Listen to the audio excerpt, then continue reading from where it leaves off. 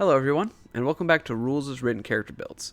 My name is Zach, and on this channel, I make character builds for 2024 5th edition Dungeons & Dragons, aiming to strike a balance between theme and combat capability. So, I've been getting back into Star Wars lately, and I just recently finished watching, for the 100th time, the 2002 animated Clone Wars series from Cartoon Network. And in that series, General Grievous is depicted as an absolute menace. He's a fast and lethal killing machine, cutting his way through entire groups of Jedi without so much as taking damage. So, I wanted to see if I could bring that style into 5th edition Dungeons & Dragons. Now, General Grievous is a cyborg, so you'd think we'd go for Warforged as our species, but what I really want to capture is the four-armed fighting style that General Grievous brings to life.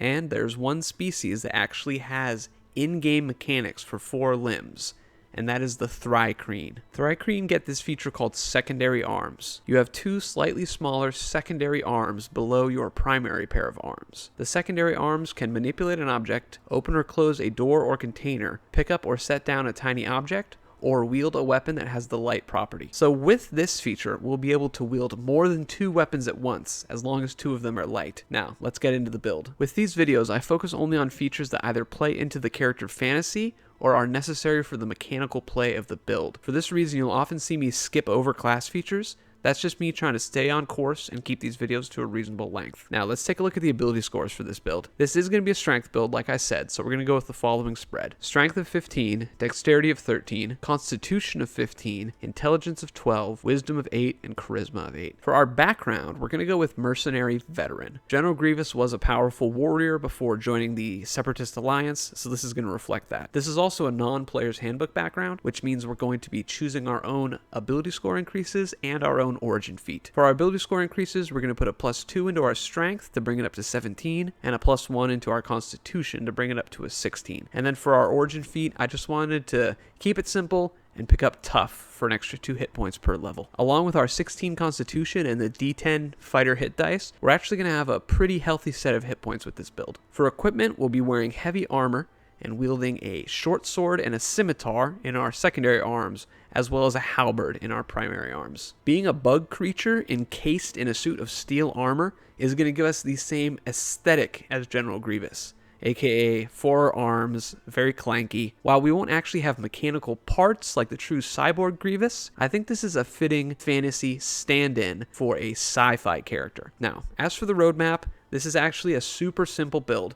Since Grievous is an extremely skilled warrior who has absolutely no special powers or abilities, remember he's not force sensitive, we're going to go with a single class fighter build. So levels 1 through 20 are going to be fighter levels 1 through 20. So let's dive into our first 10 fighter levels and take a look at the features that go along with it. Levels 1 through 10 will have weapon mastery, fighting style, action surge, the Battlemaster subclass, an ability score improvement, the extra attack feature, another ability score improvement, some additional superiority dice and maneuvers, another ability score improvement, tactical master, and improved combat superiority. Now, the very first thing I want to talk about right out the gate is weapon masteries. Fighters get 3, and we're going to be using all of them here. Now, like I said, 4 arms, 2 primary that can wield anything, 2 secondary that can wield light weapons. However, just because we have additional arms, it doesn't mean that we get to make any additional attacks. So, really what this is giving us is access to more weapons at the same time than any other character, and therefore, more weapon masteries. So, we'll start off with the obvious 2, a scimitar and a short sword in our smaller hands. Short swords give us the Vex property. If you hit a creature with this weapon and deal damage to the creature, you have advantage on your next attack roll against that creature before the end of your next turn. And then scimitars have the Nick weapon mastery. When you make the extra attack of the light property, you can make it as part of the attack action instead of as a bonus action. You can make this extra attack only once per turn. So, when we make one attack with our short swords,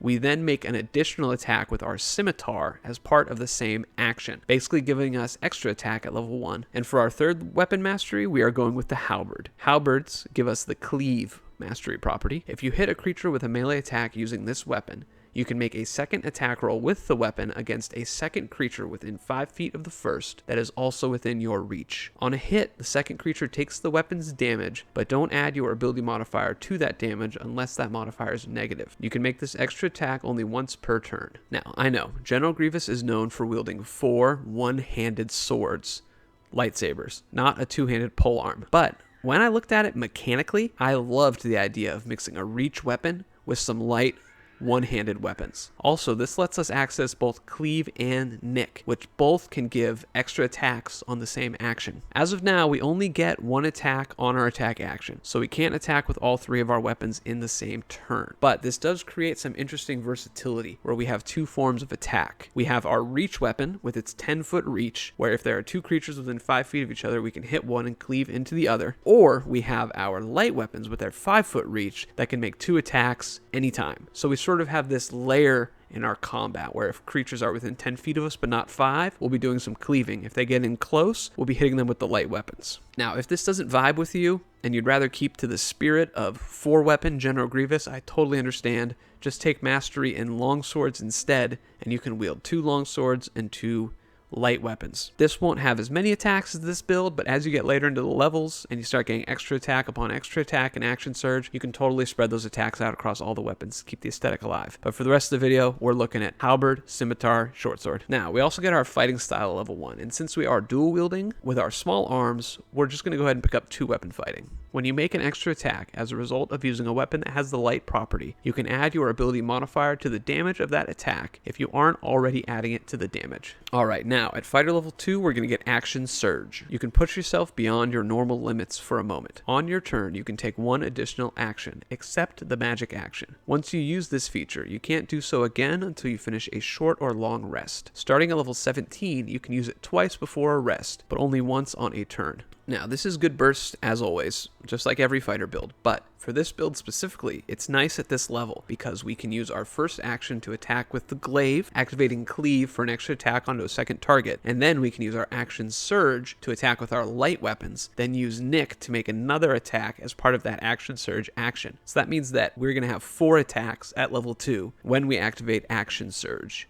Not bad. Character level 3 gets us our subclass, and we are going with Battlemaster. This is a dynamite subclass. It is the hallmark of fighters. It's the subclass that all other fighter subclasses get compared against. And what it does for us right now is we learn 3 Battlemaster maneuvers, and we gain 4 superiority dice. Our dice come back on a short or long rest. So for our first maneuver, we're going to take a fitting one for General Grievous, menacing attack. When you hit a creature with an attack roll, you can expend 1 superiority die to attempt to frighten the target. Add the superiority die to the attack's damage roll. The target must succeed on a wisdom saving throw or have the frightened condition until the end of your next turn. A lot of General Grievous's power is the sheer terror that he inspires in his enemies. So this is right on brand for us. Secondly, let's take sweeping attack.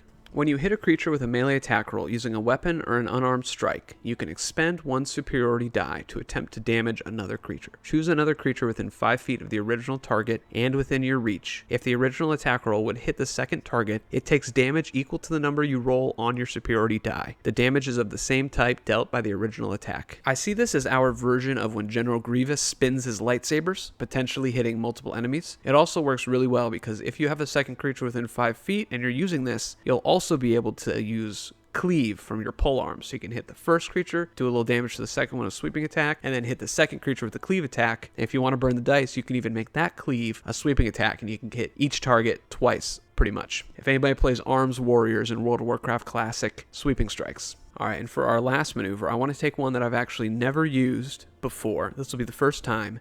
Evasive footwork. As a bonus action, you can expend 1 superiority die and take the disengage action. You also roll the die and add the number rolled to your armor class until the start of your next turn. This one is actually a little bit versatile because you can use it for the disengage action if you want to escape, which honestly is on brand for General Grievous. He's kind of always running away from fights. But we can also stand our ground with this one and roll that d8 for a potentially massive armor class buff. So that's all for level 3. Next, at fighter level 4, we're going to get our first ability score improvement, and we're going to take the Polearm Master feat. Increase your dexterity or strength score by 1 to a maximum of 20. Immediately after you take the attack action and attack with a quarterstaff, a spear, or a weapon that has the heavy and reach properties, you can use a bonus action to make a melee attack with the opposite end of the weapon. The weapon deals bludgeoning damage, and the weapon's damage die for this attack is a d4. While you're holding one of the previously listed weapons, you can take a reaction to make one melee attack against a creature that enters the reach you have with that weapon. We're bumping our strength here to 18 for the +4 modifier. So this is a bonus action attack and a reaction attack all rolled into one feat. This is my favorite weapon feat. I love it. Keep in mind now, like I always say, that the cleave mastery property doesn't specify the attack action, meaning we can cleave on our reaction strike, and you can also cleave off the bonus action attack as well if you haven't already cleaved that turn. So with this feat, we can action surge, make a halberd attack and a cleave attack, a scimitar attack and a short sword attack, and then a bonus action pole strike for 5 attacks total at level 4 using action surge. At level 5, we finally get extra attack, meaning we can now officially use both cleave and nick in the same turn without requiring action surge. Plus, our polearm master and attack, that's 5 attacks every turn, no action surge required. If we do action surge, of course, we'll get 2 more. Keep in mind that both cleave and nick specify that the additional attack can't be made more than once on the same turn. So that action surge is only going to net you 2 extra attacks. But still, that does mean that we can do a massive round of 7 attacks at level 5, assuming we have a second target to cleave into. Now, let's check out fighter level 6, where we're going to get another ability score improvement. And we're going to be taking the defensive duelist feat. Increase your dexterity score by 1 to a maximum of 20. If you're holding a finesse weapon and another creature hits you with a melee attack, you can take a reaction to add your proficiency bonus to your armor class, potentially causing the attack to miss you. You gain this bonus to your armor class against all melee attacks until the start of your next turn. We're going to be bumping our dexterity to 14 with this feat for the +2 modifier. So, since we'll always be wielding 2 light weapons, which have the finesse property, this feat is always going to be available to us, even though we use strength for our attacks. Adding +3 to our armor class as a reaction is pretty solid. Assuming that we have plate armor on, we'll have a base armor class of 18. We use defensive duelist as a reaction, get a +3, that puts us to 21. And if we also happen to use the evasive footwork maneuver on our turn as a bonus action, we can roll that d8. That means depending on the roll of that d8, our armor class can be anywhere from 22 to 29 for a single turn. That's some pretty strong defensive capability. Fighter level 7 gets us 2 more maneuvers and a 5th superiority dice. Now, we absolutely need to take disarming attack so that we can steal people's weapons and add them to our collection. When you hit a creature with an attack roll, you can expend 1 superiority die to attempt to disarm the target. Add the superiority die to the attack's damage roll. The target must succeed on a strength saving throw or drop 1 object of your choice that it's holding, with the object landing in the creature's space. So, remember that with the new 2024 rules, we can sheath a weapon as part of an attack. So, as we make this attack, we can sheath one of our light weapons, and then we can use our free object interaction to pick up the dropped weapon, depriving the enemy of the ability to re-equip the weapon on their next turn. This is very much General Grievous. And next, since we are a general, I figured it would be fitting to learn Commander's Strike. When you take the attack action on your turn, you can replace one of your attacks to direct one of your companions to strike. When you do so, choose a willing creature who can see or hear you and expend 1 superiority dice.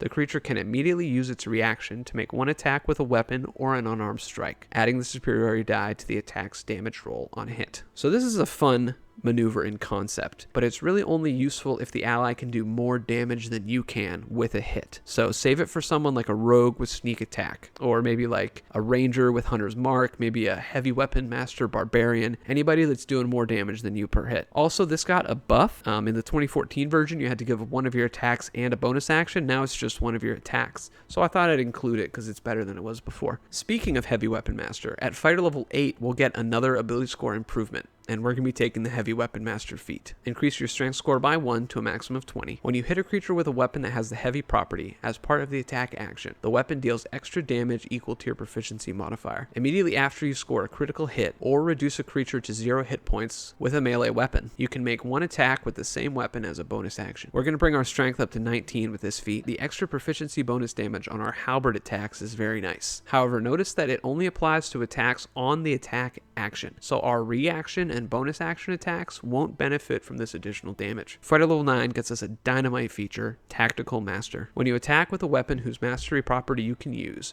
you can replace that property with the push, sap, or slow property for that attack. We love this because cleave and nick can only be used once per turn, so for all of our other attacks, we can replace those masteries. Personally, I love sap to give a creature disadvantage on its next attack. Giving them disadvantage and then also using evasive footwork and defensive duelist gives us a pretty solid chance to not be hit by enemies. This one doesn't stack on a single creature though, so make sure to spread your saps out to multiple targets. Also, if you're going to attack a single target again after applying the sap, then you can just push or slow them instead. Alright, at fighter level 10, we're getting 2 more maneuvers and we are increasing our superiority dice to a d10. The extra damage from the d10 over the d8 is nice for all of our maneuvers, but what I'm most excited about is how this makes evasive footwork even better. We now have a +4 proficiency, so assuming plate armor with the 18 armor class, we can defensive duelist to bring that up to a 22, and then with a d10 we can add between 1 and 10 to that depending on the roll, so we could be looking at a possible +14 to our armor class off of those 2 buffs. As for our new maneuvers, it's always good to have precision attack in your back pocket. When you miss with an attack roll, you can expend 1 superiority die, roll that die, and add it to the attack roll, potentially causing the attack to hit. Our halberd deals 1d10 plus 8, so making sure that that attack lands is pretty useful. Alright, also I think we should take ambush. When you make a dexterity, stealth check, or an initiative roll, you can expend 1 superiority die and add the die to the roll, unless you have the incapacitated condition. We don't have a horrible dexterity, but if we really want to go first in combat, this is useful. Also, it could help offset the disadvantage our heavy armor gives us. So that's the first half of the build. Let's look at the latter half of our levels, 11 through 20. 2 extra attacks, an ability score improvement, studied attacks, another ability score improvement, additional maneuvers and superiority dice, the relentless feature, an ability score improvement, 2 uses of action surge, an epic boon, and finally 3 extra attacks. Right here, character level 11, we get the 2 extra attacks feature. So we are now making 3 attacks per action, plus a nick attack with our light weapon, and potentially a cleave attack with our halberd if there's a second target, for a total of 5 attacks on the attack action. Add on a bonus action attack for 6, and then an action surge for another 3 attacks, and we could be doing up to 9 attacks on a single turn, once per short rest. Next, at fighter level 12, we'll get another ability score improvement. We pretty much have all the feats we really need, but we do have a 19 strength, so let's just pick up another feat. Since the majority of our attacks deal slashing damage, let's just pick up Slasher. Increase your strength or dexterity score by 1 to a maximum of 20. Once per turn, when you hit a creature with an attack that deals slashing damage, you can reduce the speed of that creature by 10 feet until the start of your next turn. When you score a critical hit that deals slashing damage to a creature, it has disadvantage on attack rolls until the start of your next turn. Not crazy powerful, but since we already have access to sap and slow, this feels like an evolution of those abilities. We're going to increase our strength to 20 with this feat getting the +5 modifier. Next, fighter level 13 brings us a pretty fun feature, studied attacks. You study your opponents and learn from each attack you make. If you make an attack roll against a creature and miss, you have advantage on your next attack roll against that creature before the end of your next turn. Fighter level 14 gets us another ability score improvement, and we are absolutely spoiled for ability score improvements at this point. Since our strength is already at 20, let's just bump our constitution from 16 to 18 to pick up some extra hit points. Now, level 15 is a big one for us. We're getting 2 new maneuvers and a 6th superiority die. To keep in line with the general vibe that we were building on with Commander Strike, let's take Commanding Presence. When you make a charisma, intimidation, performance, or persuasion check, you can expend 1 superiority die and add that die to the roll. In that same vein of shoring up skill checks, let's also take tactical assessment. When you make an intelligence, history, or investigation check, or a wisdom insight check, you can expend 1 superiority die and add that die to the ability check. And also at this level, we get relentless. Once per turn, when you use a maneuver, you can roll 1d8 and use the number rolled instead of expending a superiority die. This is a huge ability. We have 6 superiority die right now, but with this one, we can ensure that every turn we can access a maneuver, whether or not we have our superiority die. And we can even use this and then still use superiority die on that same turn. Honestly, from this point on, every single turn, I would just use my bonus action for evasive footwork, take in the free d8, and just add that to my AC every single time. In my opinion, that's so much better than a little d4 plus 5 damage attack off of Polearm Master. This is especially nice for those skill check maneuvers we just picked up, since out of combat, you can just throw that d8 at the checks anytime you want. I'm pretty sure that's how that works. Let me know in the comments if I'm wrong, since it does say on your turn, but I think anything that you can do on your turn, you can do at any point during the day. So let me know if I'm right or wrong about that, y'all. Alright, so that was fighter level 15. Now we're on to fighter level 16 for our final ability score improvement, and we're going to pick up a feat that improves our constitution, speedy. Increase your dexterity or constitution score by 1 to a maximum of 20. Your speed increases by 10 feet. When you take the dash action on your turn, difficult terrain doesn't cost you extra movement for the rest of that turn. Opportunity attacks have disadvantage against you. I thought this was pretty on point for Grievous. He's kind of known for fleeing when things aren't going his way, and also being pretty quick, so I just thought I'd throw that in there to get our constitution a little bit higher. At character level 17, we gain the ability to use our action surge twice per rest, but not twice in the same turn. This is really nice. You know, if you want to do 2 burst rounds in a row, you're definitely going to be ending any encounter that you're in with all the attacks that we throw out. Character level 18 improves our superiority die for the final time, bringing them up to D12s. And you guys know how much I love that evasive footwork, so let's take a look at the math on that one more time. Assuming non-magical plate armor, we'll have an armor class of 18. Roll that D12 as a bonus action with evasive footwork.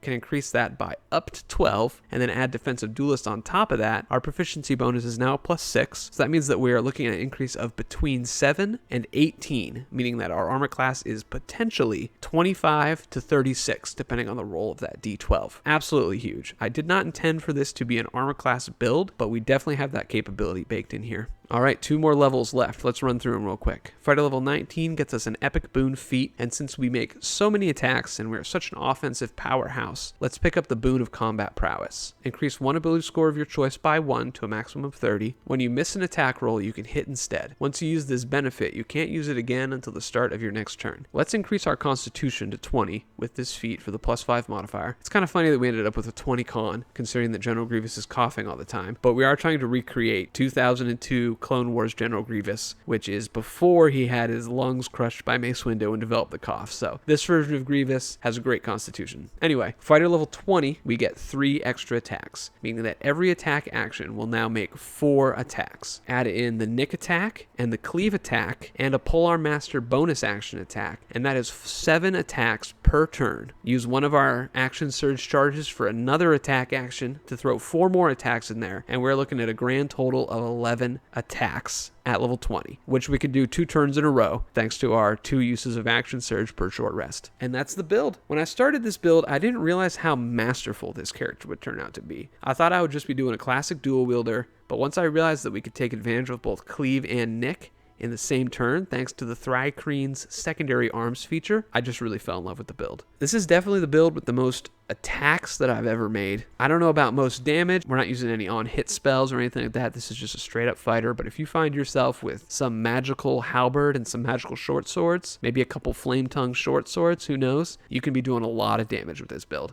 At level 1, we make 2 attacks per turn. At level 4, that becomes 3 attacks per turn thanks to Polearm Master. Then at level 5, it becomes 5 attacks per turn. Attack, extra attack, cleave attack, nick attack, Polearm Master bonus action attack. Then thanks to the fighter's attack growth, we go up to 6 attacks at level 11 and 7 attacks at level 20. And as always, we have action surge in our back pocket to throw some extra attacks in there as well. I didn't expect to fall in love with evasive footwork as much as I did, but it is actually one of the best defensive bonus actions in the game as far as I'm concerned. It's heavily luck-based with those superiority dice rolls, but combine it with defensive duelist, and we can reach some seriously massive armor class levels for a character without any magic, no shield spell, not even wielding a shield. This really reminds me of a sword bard's defensive flourish. Now we gotta make a build that is a swords bard with defensive flourish and a battlemaster with evasive footwork and defensive duelist on top of it, and see what kind of armor classes we can get to. And you know what? It's not just about defense. We are great at landing our attacks as well. We have the Vex weapon mastery. We eventually pick up precision attack, studied attacks, and eventually the boon of combat prowess. We'll always have a way to modify or improve our rolls to make sure our attacks land. We pretty much have a way to deal with any situation. If we got multiple opponents, we're using cleave and sweeping attacks to spread that damage out. If we got a single opponent, it's sap and menacing attack to minimize their effectiveness. If we're making ability checks out of combat, commanding presence, tactical assessment, ambush, we're going to trivialize those rolls. So that's General Grievous. Thanks everyone for checking out this week's video. Let me know what you thought in the comments down below. I'm interested to hear what maneuvers and feats y'all would have gone for with this build. We get so many ability score improvements as a fighter,